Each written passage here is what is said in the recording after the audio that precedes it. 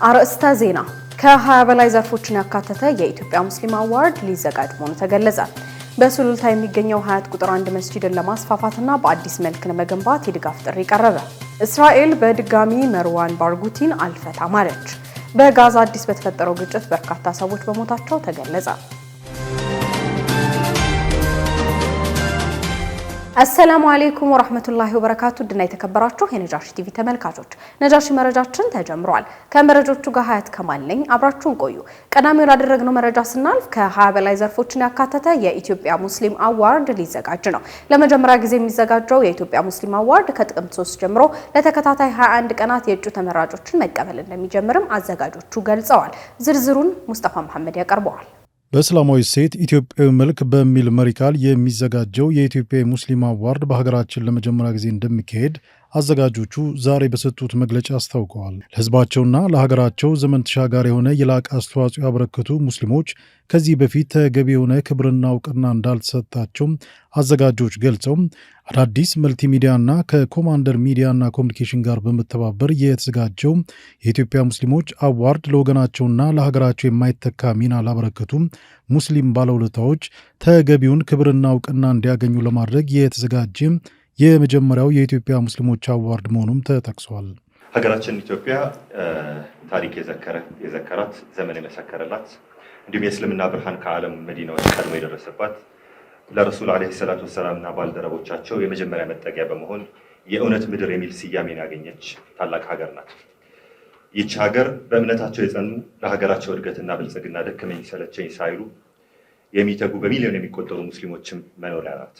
በሀገራችን ኢትዮጵያ ሙስሊሙ ማህበረሰብ በማህበራዊ በኢኮኖሚያዊና በሌሎችም ዘርፎች እያበረከተ ያለውን አዎንታዊ አስተዋጽኦ እውቅና መስጠት፣ የመልካም ስራ ባህልን ማዳበርና ለቀጣዩ ትውልድ በኢስላማዊ ሴት የታነጹና አርአያ የሚሆኑ የልህቀት ተምሳሌቶችን ከፊት ማውጣት የአዘጋጆቹ ዋነኛ ዓላማ እንደሆነም ተገልጿል።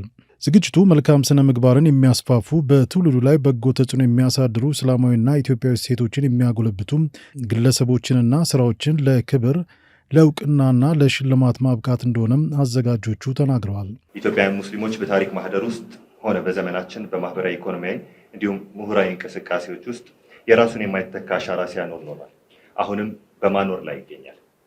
የአላህ መልእክተኛ ሰለላሁ ዐለይሂ ወሰለም በተከበረው ሐዲሳቸው ከእናንተ በላጫችሁ ለሰዎች ይበልጥ ጠቃሚ የሆነው ነው በማለት አስተምረውናል። ይህንን ነብያዊ መመሪያ አንድ ሙስሊም ህይወቱን ለራሱ ብቻ ሳይሆን እውቀቱን፣ ሀብቱንና ጊዜውን ለወገኑ ለሀገሩና እንዲሁም ለዜጎች በሚጠቅም መልኩ መልካም ስራ ላይ ሊያሳልፍ እንደሚገባ ይህ ሐዲስ ያስተምረናል። በሀገራችንም ይህንን ነብያዊ ቃል በተግባር እየኖሩ በበጎ ተግባራት፣ በቢዝነስ እንቅስቃሴዎች፣ በጥበብና በሚዲያ ስራዎች ለሀገራቸውና ለህዝባቸው አያሌ የሆኑ በጣም በርካታ የሆኑ ስራዎችን እየሰሩ የሚገኙ የልህቀት ተምሳሌት የሆኑ በርካታ ኢትዮጵያውያን ይገኛሉ።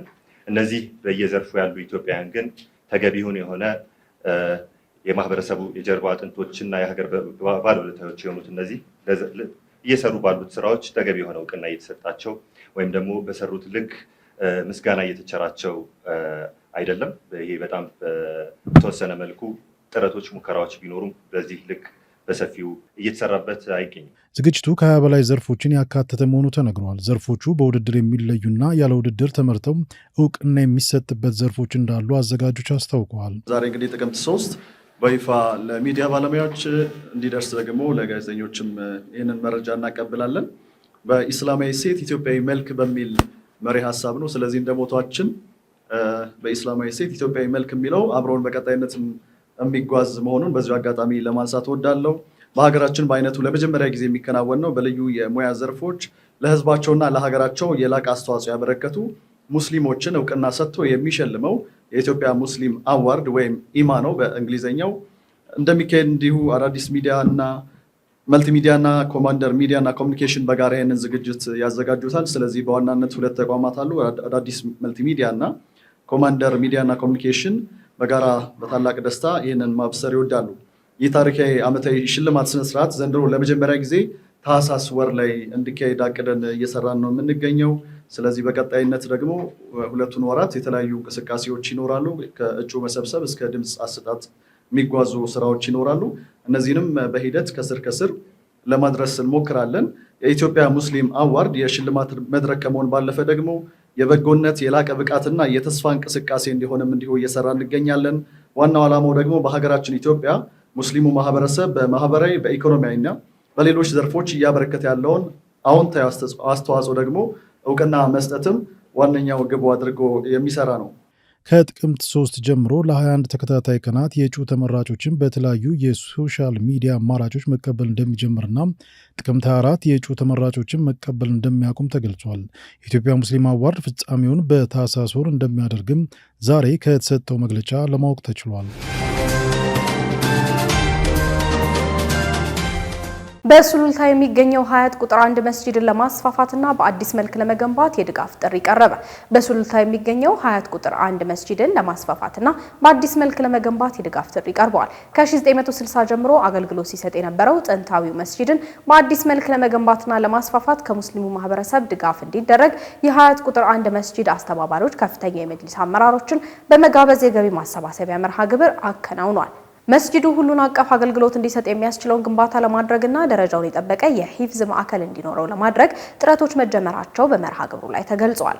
በመርሃ ግብሩ ላይ የተገኙት የአዲስ አበባ ከተማ እስልምና ጉዳዮች ከፍተኛ ምክር ቤት ፕሬዝዳንት ሼህ ሱልጣን አማን ኤባ ጥንታዊው ሀያት ቁጥር 1 መስጂድን ሙሉ ለሙሉ ለመገንባት ኃላፊነት መውሰዳቸውን ለሱሉልታ ሙስሊም ማህበረሰብ አሳውቀዋል። አያይዘውም አስፈላጊ በሆኑና የሙስሊሙን አንድነት በሚያጠናክሩ ጉዳዮች ላይ ድጋፍ እንደሚያደርጉም ቃል ገብተዋል። ፕሬዝዳንቱ የሱሉልታ ህዝብ ሙስሊሙ አንድነቱን መጠበቅ ከሚከፋፍሉት አደጋዎች ራሱን እንዲጠብቅ አደራ ብለዋል። ሼህ ሱልጣን አማን ኤባ እኛ ሙስሊሞች አቃፊዎች፣ ሀገር ወዳጆች፣ የልማት ምሳሌዎች እንጂ ገዳዮችና በዳዮች አይደለንም ብለዋል። የየቲሞች አባት እየተባሉ የሚጠሩት ኡስታዝ አብዱል ፈታህ ከበድር ኢትዮጵያ ጋር በጋራ ለመስራት ተስማሙ።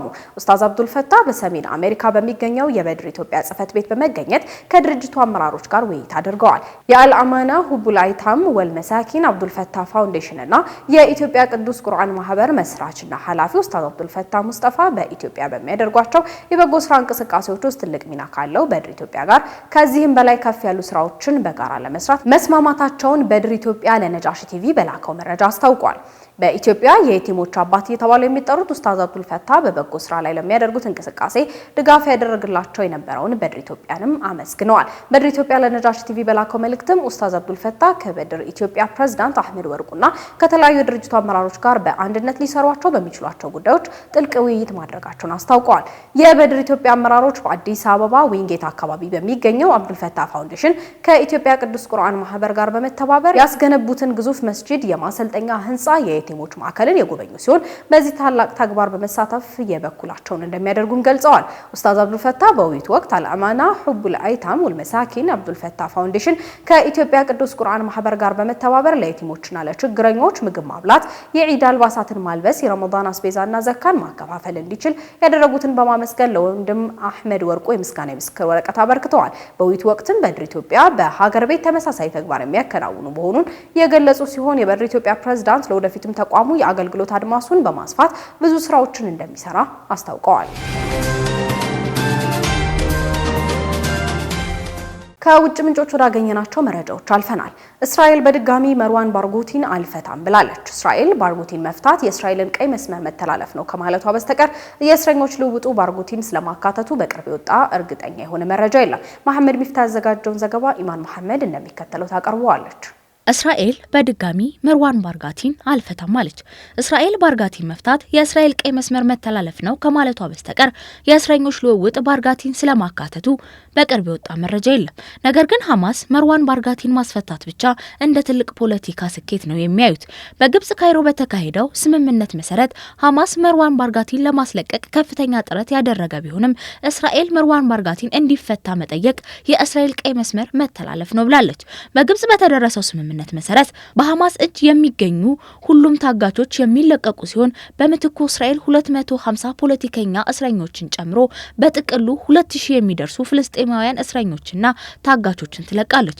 የመርዋ ባርጋቲ ልጅ አረብ ባርጋቲ ከስምምነት በኋላ ለሲኤንኤን በሰጡት ቃል እስራኤል አባቴን ለመፍታት ፍቃደኛ አይደለችም፣ ምክንያቱም ኔታንያሁ ሰላም እንዲመጣ አይፈልጉም ብለዋል። በእስራኤል እጅ ከ10 ሺህ በላይ ፍልስጤማውያን እስረኞች ያሉ ሲሆን ከዚህም ውስጥ 50 በመቶ የሚሆኑ ምድራዊ ሲኦል በሚባሉ የእስራኤል እስር ቤቶች ውስጥ ነው የሚገኙት። ባርጋቲ ከእስራኤል ቀኝ አክራሪ ፖለቲከኛና የደህንነት ሚኒስተር ከሆኑት ኢታማር ቤን-ግቪር ጋር በተነሱት ምስል እጅግ ተጎሳቅለው ታይተዋል።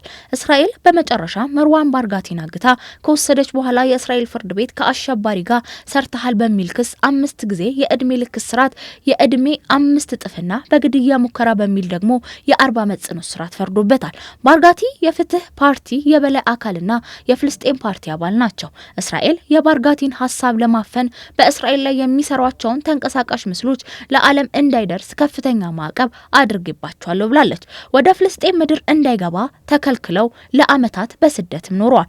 መርዋን ባርጋቲ በእስራኤል እስር ቤት ለ23 ዓመታትም ቆይተዋል። እስካሁን ቤተሰቦቻቸው፣ ጠበቃቸው፣ ዓለም አቀፍ የሰብአዊ መብት ተሟጋችና ሚዲያዎች እሳቸውን ማየት አይፈቀድላቸውም። ብዙ ታሪካቸውን ከኔልሰን ማንዴላ ጋር ያመሳስሉታል። የፍልስጤም ኔልሰን ማንዴላ እያሉም ይጠሩታል። ኔልሰን ማንዴላ በደቡብ አፍሪካ አፓርታይድ አገዛዝ ለ28 ዓመታት ታስረው በመጨረሻም የደቡብ አፍሪካ ነጻነት አሳክተው ሀገሪቱን መምራት ችለዋል። መርዋን ባርጋቲ በእስራኤል እስር ቤት ሆነው ፍልስጤምን የሚመሩ ጀግና ናቸው። የፍልስጤም ፖሊስ ዳሰሳ ጥናት መረጃ እንደሚያሳየው ባርጋቲ ሐማስን ይመሩ ከነበሩትና ባለፈው ዓመት በእስራኤል ከተገደሉት እስማኤልና በምዕራባውያን ከሚደገፉ የፍልስጤም ፕሬዝዳንት ማህሙድ አባስ በላይ 90 በመቶ በፍልስጤማውያን ዘንድ የሚወደዱ ፖለቲከኛና የነጻነት ፋና ወጊ ናቸው ተብሏል። እስራኤል በጋዛ ሰርጥ ከሚዋጉ የሐማስ ወታደሮች በላይ ጥብቅ ቁጥጥር በምታደርግበትና ከዓለም ሰውራ በሰራችው እስር ቤት ያሏት መርዋን ባርጋቲን ያስፈራቸዋል። እስራኤል ባርጋቲን ከፍልስጤም ፖለቲካ ገለል በማድረግና በእስር ላይ በመውሰድ ያደረገችው ጥረት አልተሳካላትም። መርዋን ባርጋቲ በ1959 በዌስት ባንክ ራህምላህ አቅራቢ ነው የተወለዱት። 8 ዓመታት ሲሞላቸው እስራኤል ዌስት ባንክና ጋዛ ሰርጥን ለመቆጣጠር የጀመረችውን ዘመቻ በመቃወም ወደ ትግል ገብተዋል። መርዋን ባርጋቲ በ1959 በዌስት ባንክ ራህምላህ አቅራቢ ነው የተወለዱት። 8 ዓመት ሲሞላቸው እስራኤል ዌስት ባንክና ጋዛ ሰርጥን ለመቆጣጠር የጀመረችውን ዘመቻ በመቃወም ወደ ትግል ገብተዋል። በ15 ዓመታቸው በፋታህ ፖለቲካ ፓርቲ ውስጥ ትልቅ ሚና ስለነበራቸው በህፃን እድሜያቸው በእስራኤል ኃይሎች ለእስር ተዳርገዋል። ከእስር ከተፈቱ በኋላ ወደ ዌስት ባንክ በመመለስ ቤርዜት ዩኒቨርሲቲ ትምህርታቸውን ቀጥሏል። ከእስር ከተፈቱ በኋላ ወደ ዌስት ባንክ በመመለስ ቤርዜት ዩኒቨርሲቲ ትምህርታቸውን ቀጥሏል። በሀገራቸው ታሪክ በግብጽ ደግሞ ፖለቲከኛ ሳይንስን ተምረዋል። በኋላም በ1987 እስራኤል በዌስት ባንክ የወሰደችውን ወታደራዊ ዘመቻና ቅኝ ግዛት በመቃወማቸው የመጀመሪያውን ኢንቲፋድ በማንቀሳቀስ ምክንያት እስረኛ ሆነው ወደ ዮርዳኖስ እንዲዘዋወሩ ተደርጎ በዮርዳኖስ ለበርካታ ዓመታት ቆይተዋል። ከአስሎ ስምምነት በኋላ በ1994 ወደ ሀገራቸው ተመልሰው ወሳኝ የሚባል ትግል ህይወትን ጀምሯል። ባርጉቲ ፕሮ ዌስተርን ዲሞክራት ፍልስጤማውያንን አንድ ማድረግ የቻሉና የእስራኤል ሀገራትን የሚቀበሉ እንደሆኑ ለአረብ እስራኤል ጦር ማብቃት መፍትሄ የሁለት ሀገር መፍትሄ ነው ብለው የሚያምኑ ፖለቲከኛ ናቸው። መርዋን ባርጋቲ የኦስሎን ስምምነት ከማይቀበሉ ፖለቲከኞች ውስጥ የመጀመሪያው ናቸው። እንደውም በመስከረም 2000 ላይ መላው ፍልስጤማውያን አንድ ያደረገ ሁለተኛ ኢቲፋድ በመምራት እስራኤል ከፍልስጤም ምድር ለማስወጣት በወቅቱ አስፈሪ የተባለ የትጥቅ ትግል ጀምረዋል። ሁለተኛ ኢቲፋድ እንደ ፈረንጆቹ አቆጣጠር ከ2000 እስከ 2005 የነበረ ፍልስጤማውያንን አርበኞች ያደረጉበት ወሳኝ የትጥቅ ትግል ነበር። መርዋን ባርጋቲ በ2001 ሁለት ጊዜ በኋላም ለሁለተኛ ጊዜ በ2004 ከእስር ከተፈቱ ከ2 ዓመት በኋላ 5 ጊዜ የግድያ ሙከራ ተደርጎባቸዋል። ከዚህ በፊት በ2000 እንደ አውሮፓውያን አቆጣጠር መርዋን ባርጋቲ ለመግደል በተደረገው ሙከራ የፋቲህ ፓርቲ ዋና ጸሐፊና የሕክምና ክፍል ኃላፊ የነበሩት ቱልካም ታትቤ ተገድለዋል። የወቅቱ የእስራኤል መከላከያ ሚኒስተር የነበሩት ኤሪያል ሻሮን የአልአቅሳ መስጊድ ጥበቃ ጥሰው በመግባት መስጊዱን መጎብኘታቸውን ተከትሎ መርዋን ባርጋቲን የአልአቅሳ ሰማዕታት ብርጌድ መስርተው እስራኤልን በመፋለም በትግል ላይ እስከነበሩ ጊዜ ድረስ አልአቅሳን አስከብረው ቆይተዋል። መርዋን ባርጋቲ በእስራኤል ሰላማዊ ዜጎች ላይ ለ26ኛ ጊዜ የግድያ ሙከራ ወይም ግድያ ፈጽመዋል በሚል በቀረበባቸው ክስ ላይ በሰጡት ቃል እኔ የምመራው ፍትህ ፓርቲ እንቅስቃሴ የወደፊት ጎረቤቶቻችን በሆነችው እስራኤል ውስጥ በሰላማዊ ሰዎች ላይ የሚደርሰውን ጥቃትና ኢላማ አጥብቄ እቃወማለሁ። ራሴን የመጠበቅና እስራኤልን በሀገሬ ላይ የምትፈጽመውን ወረራ ለማስቆምና ለነጻነት የመታገል መብቴ የተጠበቀ ነው ብሏል።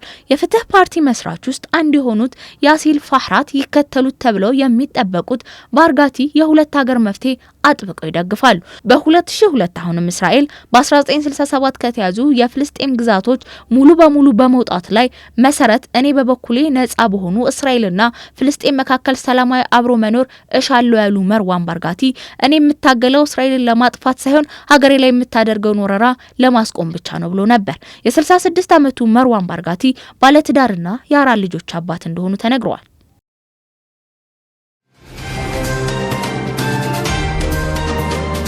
የፍልስጤሙ ጋዜጠኛ ሳላህ አልጀፍራዊ በእስራኤል ሚሊሻ ተገደለ። የ28 ዓመቱ ብቸኛው የጋዛ ድምጽ ጋዜጠኛ ሳላህ አልጀፍራዊ በእስራኤል ሚሊሻዎች ተገድሏል። ሚሊሻዎቹ ጋዜጠኛውን ኢላማ ያደረጉት በሳብራ አቅራቢያ ከሐማስ ጋር ውጊያ ላይ በነበሩበት ወቅት ነው። ግድያው የተፈጸመው እስራኤልና ሐማስ በጋዛ ሰርጥ የተኩስ አቁም ስምምነት ላይ ከደረሱ ከጥቂት ቀናት በኋላ ነው። የፍልስጤም ምንጮች ለአልጀዚራ አረብኛ እንደተናገሩት ጦርነቱን በመዘገብ ታዋቂነትን ያተረፈው የ28 ዓመቱ ወጣት በከተማዋ ሳብራ ሰፈር ውስጥ ግጭቶችን ሲዘግብ በታጠቁ ሚሊሻ አባላት በተተኮሰ ጥይት ተገድሏል። ጋዜጠኛው የተገደለው በጦርነት ጋዜጠኞች የሚለብሱትን ዓለም አቀፍ የፕሬስ መለያ ቆብና ጃኬት ለብሶ እየዘገበ በነበረበት ሁኔታ ውስጥ እንደሆነም ተገልጿል። በጋዛ አዲስ በተፈጠረው ግጭት በርካታ ሰዎች መሞታቸው ተገለጸ። በጋዛ በሐማስና በሚሊሻ ታጣቂዎች መካከል በተነሳ ግጭት 27 ሰዎች መገደላቸው ተሰምቷል። ጋዛ ከተማ ውስጥ በሐማስ የጸጥታ ኃይሎችና በታጠቁ የዶሙሽ ቤተሰብ አባላት መካከል በተነሳ ግጭት ቢያንስ 27 ሰዎች መገደላቸውን ቢቢሲ ዘግቧል። የዓይን እማኞች እንደተናገሩትም ጭንብል የለበሱ የሐማስ ታጣቂዎችና የሚሊሻ ተዋጊዎች በከተማዋ በሚገኘው የጆርዳን ሆስፒታል አቅራቢያ የተኩስ ልውውጥ አድርገዋል። የሐማስ የሀገር ውስጥ ጉዳይ ሚኒስቴር የውስጥ የሚገኙ አንድ ከፍተኛ ባለስልጣን የጸጥታ ኃይሎች ከበባ እንደፈጸሙና ታጣቂዎቹን ለመያዝ ከፍተኛ ውጊያ እንዳደረጉም ተናግረዋል። እንደ ሚኒስቴሩ ገለጻ ሚሊሻዎች በፈጸሙት የትጥቅ የታገዘ ጥቃት ምክንያት 8 የሐማስ ተዋጊዎች ተገድለዋል። የሕክምና ምንጮች በበኩላቸው ቅዳሜ ዕለት ግጭት ከተነሳ ወዲህ 19 የዶሙሽ ጎሳ አባላትና 8 የሐማስ ተዋጊዎች መገደላቸውን ገልጸዋል። ቢቢሲ ዓይን እማኞችን ጠቅሶ እንደዘገበው በጋዛ ከተማ ቴል አልሐዋ በተባለ አካባቢ ግጭት የተነሳው 300 የሚሆኑ የሐማስ ተዋጊዎች የዳሙሽ ታጣቂዎች ወደ ሰፈሩበት የመኖሪያ ሰፈር በኃይል ከገቡ በኋላ ነው።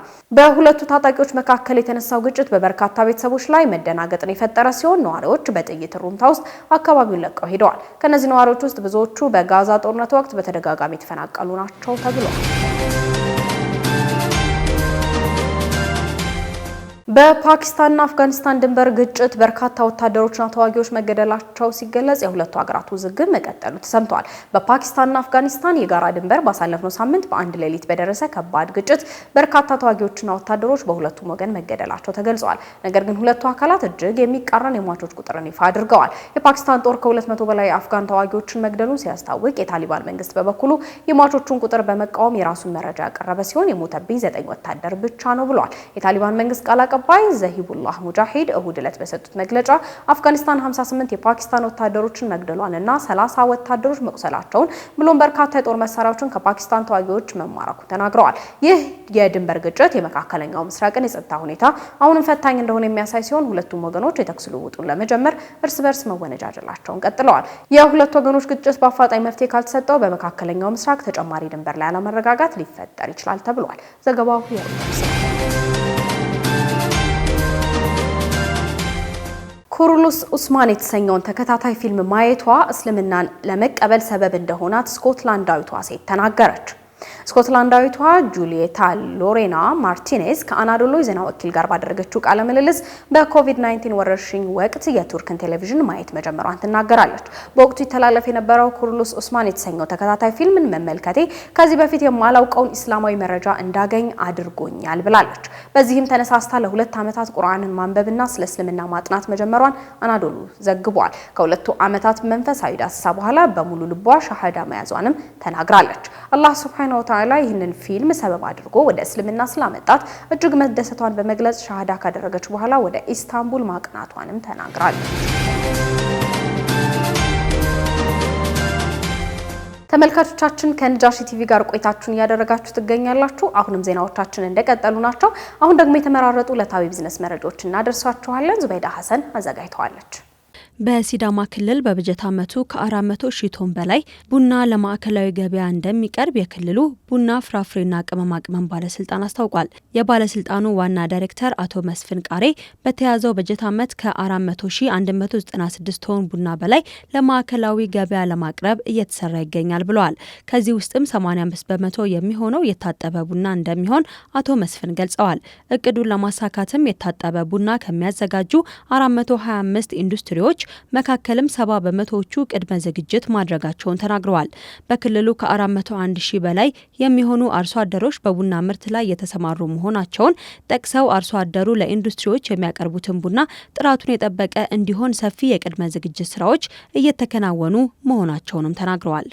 ቦትስዋና የአካባቢ ማዕድን ባለቤትነትን ለማሳደግ የሚረዳ አዲስ ሕግ ይፋ ማድረጓ ሰምቷል። ቦትስዋና መንግስት አክሲዮኖችን ላለመግዛት ከመረጡ የማዕድን ኩባንያዎች 25 በመቶ አዲስ ቅናሾችን ለአገር ውስጥ ባለሀብቶች እንዲሸጡ የሚያስገድድ አዲስ ሕግ ተግባራዊ አደርጋለሁ ማለቱን የማዕድን ሚኒስተሩ አስታውቋል። ደንቡ ቀደም ሲል ግዛቱ በማንኛውም የማዕድን ቅናሾች ውስጥ 15 በመቶ የአክሲዮን ድርሻ ለመግዛት መብት የሰጠውን የማዕድንና ማዕድን ሕግ የሚለውጥ መሆኑም ተነግሯል። በዓለማችን ቀዳሚዋ የአልማዝ አምራች ሀገር የሆነችው ቦትስዋና በማዕድን ሀብቷ የሀገር ውስጥ ባለቤትነትን ለማሳደግና የሀገር ውስጥ እሴትን መጨመር ለማስተዋወቅ እየሰራች መሆኑ ተዘግቧል። ከአልማዝ ሽያጭ የሚገኘውን ገቢ ደካማ ፍላጎትና ሰው ሰራሽ ችግሮች ሳቢያ በ2024 ከአልማዝ የሚገኘው ገቢ 50 በመቶ ቅናሽ አሳይቶ እንደነበረ ተነግሯል። ይህም አዲስ የወጣው ሕግ ይህንን ለማስተካከልና ከዘርፉ የምታገኘውን ገቢ ለማሳደግ ይረዳታል ተብሎም ይጠበቃል ተብሏል። ሳምሰንግ ኤሌክትሮኒክስ 7.1 ቢሊዮን ዶላር ትርፍ ማግኘቱ ሰምቷል። ከ2022 ጀምሮ ከፍተኛ ትርፍ ሪፖርት በማድረግ ከፈረንጆቹ ከጁላይ እስከ ኦክቶበር ወር ድረስ 10.1 ትሪሊዮን ዩዋን ወይም 7.1 ቢሊዮን ዶላር ትርፍ አግኝቶ እንደነበረም ተነግሯል። ይህም በአመት 10 በመቶ ጭማሪ ማሳየቱም ተነግሯል። በዓለማችን ትልቁ የማህደር ትውስታ ቺፕ ሰሪ የሆነው ሳምሰንግ ኩባንያ የአገልግሎት ደንበኞችን የእቃ ማምረቻዎችን እንደገና ሲገነቡ ከመደበኛው የማህደር ትውስታ ወይም ቺፕ ዋጋቸው ትርፍ እድገት ማሳየቱም ነው የተዘገበው። ተንታኞች እንደሚሉት ከፍተኛ ባንድዊድዝ ማህደር ትውስታ ወይም ኤችቢኤም ቺፖችን ፍላጎት በኤአይ እና በአገልግሎት ኢንቨስትመንቶች የሚመራ ቢሆንም ሳምሰንግ የቅርብ ጊዜውን የኤችቢኤም ስሪኢ ቺፖችን ለኒቪዳ ለማቅረብ መዘጋጀቱ ትርፉን ገድቦታል ተብሏል። በትሬድ ፎርስ መሰረት የአንዳንድ ቺፕ ዋጋ ከአመት 171.8 በመቶ በሶስተኛ አጋማሽ ከፍ ብሏል የተባለው በሐምሌ ወር ከቴስላ ጋር ቺፕ አቅርቦትን ስምምነት መደረጉ ማስታወቁን ተከትሎ የሳምሰንግ አክሲዮኖች ከ43 በመቶ በላይ ከፍ ብለዋል። እንዲሁም ደግሞ ኩባንያው በቅርቡ ከኦፕን ኤአይ ጋር የኤአይ ቺፖች አጋርነትንም ማስታወቁም ለዚሁ ጠቅሞታል ተብሏል። ሳምሰንግ ኩባንያ በቅርቡ አጠቃላይ ትርፉንና ጠቅላላ የእድገት ሪፖርቱን እንደሚያደርግም አስታውቋል። በመጨረሻም ታሪክን ለትውስታ መሰናዶችን የምናደርሳችሁ ሰዓት ላይ እንገኛለን። ዙበይዳ ሐሰን አዘጋጅተዋለች። እንከታተል። በዛሬው ዕለት በሀገራችን ኢትዮጵያ የባንዲራ ቀን በተለያየ መልኩ ሲከበር ውሏል። ይህንንም ተከትሎ በዛሬው ታሪክን ለትውስታ መሰናዷችን በእስልምና ታሪክ ውስጥ በብዙ ድሎች ከፍ ብሎ ሲውለበለብ ስለነበረውና በእስልምና ታሪክ ከፍ ያለ ቦታ ስላለው ጥቁር ባንዲራ ላነሳው ልጃለሁ። እስላማዊውን ዓለም ለ500 ዓመታት በመግዛት የእስልምና ወርቃማ ዘመን የመሩት በዋና ከተማቸው በባግዳድ በሳይንስ በሂሳብና በባህል ጉልህ እድገቶችና ሰፊ ኢኮኖሚ መሰረት የጣለው እንዲሁም የንግድ መስፋፋትን በማድረግ አሻራው አሁንም ድረስ አለ የሚባልለት የአባሲድ ኸሊፋ ስርወ መንግስት ባንዲራ የነበረው ጥቁር ባንዲራ ነበር። ጥቁር ባንዲራ በእስልምና ታሪክ ውስጥ ትልቅ ቦታ የሚሰጠው ምልክት ሲሆን በተለይም በ8ኛው ክፍለ ዘመን በአባሲድ አብዮት ወቅት እንደ ስርወ መንግስት ቀለም ይጠቀመው የነበረው የአባሲድ ኸሊፋነትን ይወክላል። እስላማዊ ትውፊቶች እንደሚሉት ከምስራቅ ጥቁር ባነሮች ተነስተው ነቢዩ መሐመድ ሰለላሁ ዐለይሂ ወሰለም በአረብ ምድር በወረራ ጊዜ ይውለበለብ ነበር። ጥቁር ቀለም በእስልምና የመጀመሪያዎቹ ቀናትና በመጨረሻዎቹ የድል አድራጊነት ጊዜያት ውስጥ ትልቅ ቦታ ያለው ቀለም መሆኑም ይነገራል። አባሲዶች ከተቀናቃኞቻቸው ከኡመያዎችና ከፋቲመዶች ለመለየት ጥቁር ቀለምን ከፍ ማድረግን መርጠዋል። ኡመያዎች በስልጣን ዘመናቸው ነጭና ቀይ ባንዲራን ያውለበልቡ እንደነበረም ይነገራል። ፋቲመዶች ደግሞ አረንጓዴ ባንዲራን ያውለበልባሉ። በነብዩ መሐመድ ሰለላሁ ዐለይሂ ወሰለም ጊዜ ጥቁር ባንዲራዎችን በአብዮትና በወረራ እንዲሁም በድል ቀናት ከፍ ብለው ሲውለበለቡ ቆይተዋል። ጥቁር ባንዲራ በ8ኛው ክፍለ ዘመን የነበረውን የሙስሊሞችን ድልና ወርቃማ ዘመን እንዲሁም የነበረውን የከፍታ ጊዜ ከማስታወሱ በላይ ከፍ ያለ የእስላማዊነት ጥልቅ ስሜት እንዳለውም ይነገራል። ጥቁር ባንዲራ በተለያዩ የአፍጋኒስታን ገዢዎችና የዘንጊዎች ስርወ መንግስትን ጨምሮ በተለያዩ ክልሎች ውስጥ በተለያዩ የእስልምና ስርወ መንግስትና ገዢዎቻቸው ለዘመናት ሲጠቀሙበትም ቆይተዋል። እስከ 19ኛው ክፍለ ዘመን መገባደጃ ድረስ በብዙ እስላማዊ ስርወ መንግስቶች እንደ ተምሳሌትነት ሲያገለግልም ቆይቷል። በአሁኑ ሰዓት እንዳለው አይነት የአራት ማዕዘን አይነት ቅርጽ ያልተላበሰው በዛን ጊዜ የነበረው ጥቁር ባንዲራ ትርጉሙና አይነቱን ቀይሮ በአሁኑ ሰዓትም በተለያዩ ወገኖች ጥቅም ላይ እየዋለ ሲገኝም ይስተዋላል። የጥቁር ሰንደቅ ዓላማ በ20ኛውና በ21ኛው ክፍለ ዘመን ለተለያዩ የጂሃዲስቶች እንቅስቃሴ ምልክት ሆኖ እያገለገለም ይገኛል። እንደ እስላማዊ መንግስት ወይም ISIS፣ አልቃይዳና ሌሎችም ያሉ ቡድኖች እንደ ይፋዊ ባንዲራቸውም ይጠቀሙታል። እነዚህ ቡድኖች የጥቁር ባንዲራን መቀበል አወዛጋቢ እንዲሆን ማድረጋቸው ይነገራል። በአንዳንድ ሁኔታዎችም ሰንደቅ ዓላማውን የሚከለክል ሕግ እንዲወጣ ምክንያት ሆኗልም ተብሏል። ይህም የሆነው ሌሎች እስላማዊ ምልክቶችን ሊያሳስቱ ይችላሉ በሚል ስጋት መሰረት መሆኑንም መረጃዎች ያሳያሉ። ውድና የተከበራችሁ የነጃሺ ቲቪ ተመልካቾች ነጃሺ መረጃችን ለሰዓቱ የተከታተላችሁትን ይመስል ነበር። መረጃዎችን ያደረስኳችሁ ሀያት ከማል አብራችሁ ቆይታ አድርጌያለሁ። ከሌሎች የነጃሺ ቲቪ የምሽት ፕሮግራሞች ጋር መልካም ቆይታ ይሁንላችሁ። ወሰላሙ አለይኩም ወራህመቱላሂ ወበረካቱ።